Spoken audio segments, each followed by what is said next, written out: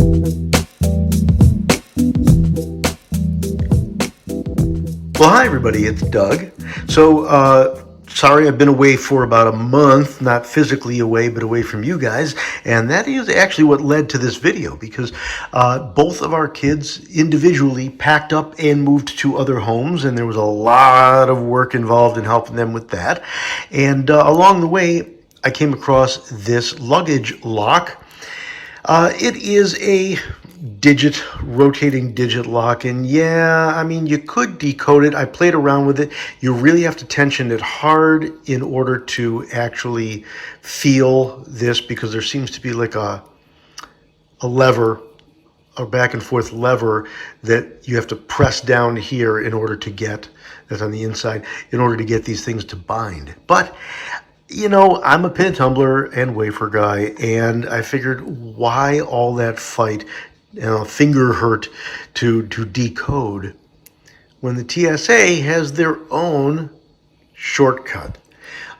So I learned a lot of really interesting things while playing around with this, and let me show you the path of my exploration. So the first thing I did was kind of the traditional pick. So get my tensioner in there, and of course I wasted a good 5 minutes tensioning it clockwise to only find out that it tensions counterclockwise, and that's only by trial and error that I found that. So let me get you a better view around the side there.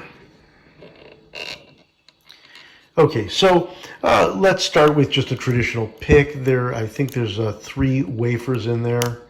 I got to click out of 1, I click on 2. 3 is always a little difficult. I actually have to like drop back on my tension.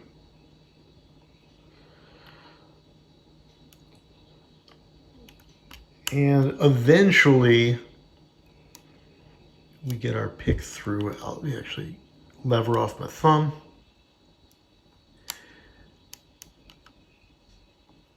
Back to 1. I know I'm boring you, and when you see how ridiculous this lock is, you're going to go, wow, that really took you that long. So that was option number 1. But then I also noticed that it was wafers, and wafer locks tend to be very easy to sort of wiggle open. So I got in there, did a little wiggling, and immediate open. Let's do that once again. I feel like lockpicking lawyer.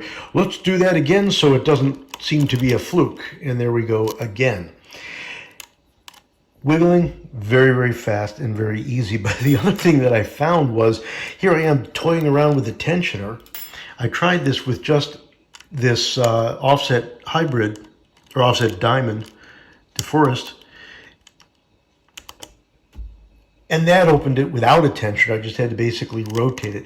Basically, I was toying around in there and found that it just sort of fell open right away. So those techniques all work. And then I noticed something else, that as I was picking, I was actually seeing along the top there, I started to see the top edges of the wafers. So I thought, does that mean this thing is unshielded? Well, of course it is. It's a TSA lock. So what I then decided to do was grab a shim, drop a shim in there, and what we're going to be doing is putting some pressure on the shim, and then jiggle the wafer. Let me actually get you a side-ish view so you can see the shim length changing. So shim goes in,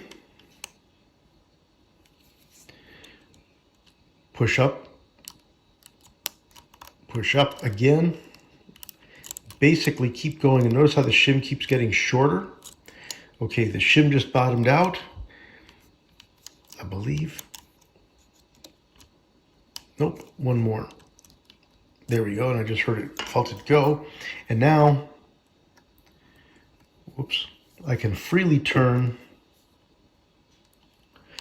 the lock because I've got the shim in there holding the wafers in place, so it doesn't relock either. So there we go. There's our TSA entrance. Several different methods on this neat little TSA luggage lock by our good friends at Master. Thanks everybody for watching. Hey, if you have any comments, please do drop them in the comments area below. If you haven't subscribed already, please do subscribe. I am right on the edge. I think I'm at 298, 299 subscribers, so I'm right on the edge of a 300. And most importantly, do drop a like. Give me one of those thumbs ups if you can, if you find this entertaining. Thanks everybody. Take care. Have a great one. Stay healthy. Stay safe.